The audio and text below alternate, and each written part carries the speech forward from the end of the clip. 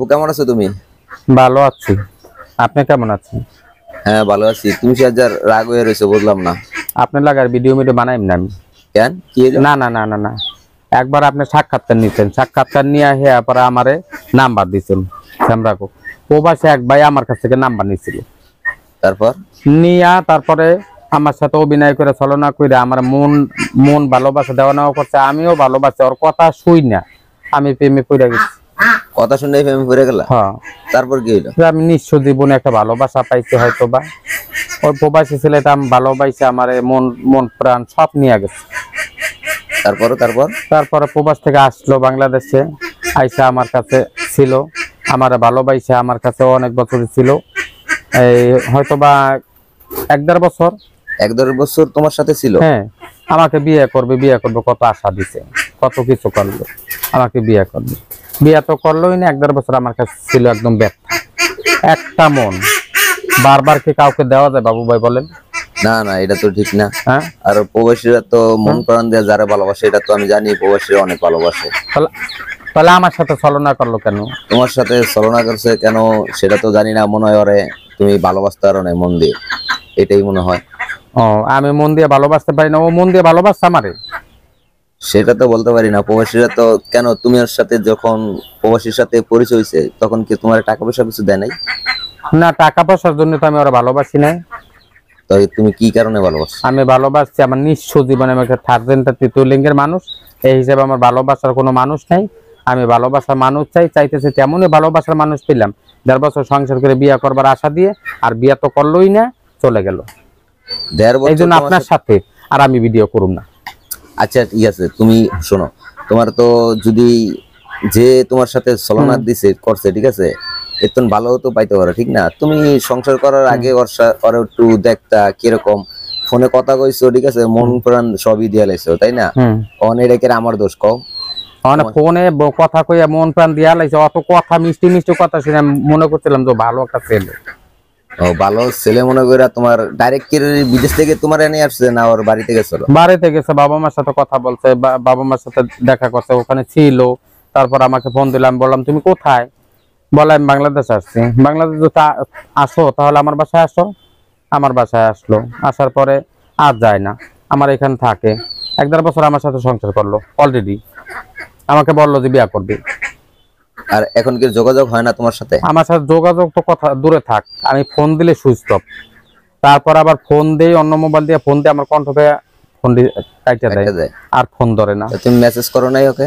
আমি মেসেজ করছি, আমাকে বলে যে তুই হিজড়া মানুষ, তোর সাথে কি সম্পর্ক? কোন দেশে থাকতো ছেলে যার সাথে সংসার করলা? কোন দেশে থাকতো? ও সৌদি থাকতো। সৌদি? হ্যাঁ। আর ছেলের নাম ছিল কি? ছেলের নাম আরিফ। আরিফ? হ্যাঁ। আসলেই কি কমু আপু, ঠিক আছে, তোমার সাথে এরকম দুর্ঘটনা ঘটে যাবে সেটা তো ভাবতে পারি নাই, সেই জন্য সরি। আর যে যেখান থেকে এই ভিডিওটা দেখতেছেন, আসলেই মানুষের মন ভাঙা আর মসজিদ ভাঙা একই কথা। ওনারা থার্ড জেন্ডার, এটা ঠিক আছে, সংসার করতেছেন, সংসার 6 মাস 1 বছর করে চলে যাবেন, এটা তো ঠিক না। মেয়ে মানুষ হলে কি করতেন? মেয়ে মানুষ হলে তো ফালাইয়া থেকে যাইতে পারতেন না, তাই না? এটা নিয়ে তোমার কি কথা সেটা বলো। আমার নিয়ে কথা যে আমি তো মানুষ, আমি তো একজন মানুষ, আমার তো মন আছে, আমারও তো ভালোবাসার একটা অধিকার আছে। আমি আমার সাথে ছলনা কেন করলো, আমার সাথে মন কেন ভাঙলো? একটা মেয়ে মানুষ হলে তোর মনটা ভাঙতে পারতো না। আজকে আমি হিজড়া দেখে আমার সাথে মন ভাঙলো এরকম করে, একটা মেয়ে মানুষের যে মন ভাঙতো। আচ্ছা বাবু ভাই, একটা মানুষের মন কয়টা থাকে? একটা মানুষের মন তো একটাই থাকে। একটা থাকে, তাহলে আমার মনে একটাই।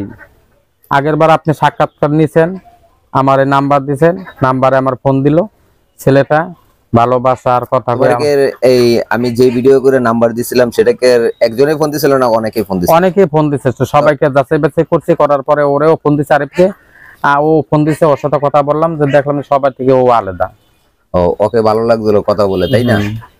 অন লাস্টে ঠিক আছে, তোমার সাথে 1.5 বছর সংসার করে অন তোমার কষ্ট দিয়ে চলে গেল, তাই না? হ্যাঁ।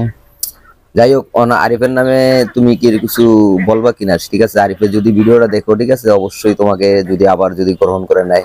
আমি কিছুই বলবো না, আমি দোয়া করি আল্লাহর কাছে, আরিফ তুমি সুখে থাকো, ভালো থাকো। কিন্তু আমার মতন, আমি একটা থার্ড জেন্ডার হিজড়া মানুষ, আমার মনটা যেরকম ভাঙছো, তুমি কারো মনে এরকম তুমি ভাঙবো না।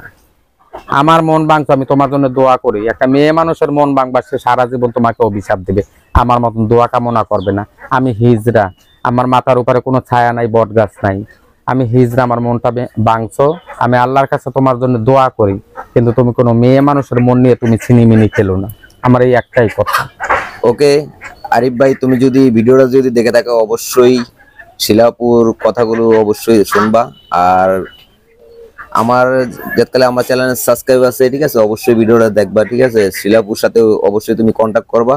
আমি যদি কন্টাক্ট নাম্বার নাও যদি থাকে, আমি নাম্বারটা লাগলে আবার দিয়ে দিব, আমাকে কমেন্টস করবা। তোমাকে যদি আরিফে যদি আবার যদি ফোন দেয়, যদি আসতে চায়, সেরকম তুমি কি না না, আমি আরেকটা জায়গা দেবো না। ছলনাময় একটা পুরুষ, ও মানুষের মন ভাঙে, মিষ্টি মিষ্টি কথা কয়ে মানুষের মন ভাঙে, ওকে আমার দরকার নেই। আপনি যদি নাম্বার দেন অন্য কোনো মানুষকে দিন, সে জানি আমাকে ভালোবাসে, সে জানি আমার আরিফের মতন কষ্ট না দেয়, সে যেন ভালোবাসে। তখন যদি তোমার যদি কেউ যদি নক করে, ঠিক আছে, যদি আরিফের তুমি যদি ভালো হয়, তার সাথে সংসার করবা তুমি? হ্যাঁ, আমি সংসার করব, কিন্তু আরিফের মতন যদি না হয় তাহলে। অবশ্যই বন্ধুরা, তোমরা আরিফের লানি ছলনাময়ী যদি না হও, অবশ্যই লাইক কমেন্ট শেয়ার দিয়ে থাকবা, আর শিলাপুর পাশে থাকবা। যদি মন থেকে যদি ভালোবাসো, অবশ্যই শিলাপুর সাথে যোগাযোগ করো, আমরা ভিডিওর ভিতরে নাম্বারটা দিয়ে দিব। আর আজকের ভিডিওটা আমাদের এই পর্যন্ত। আল্লাহ হাফেজ।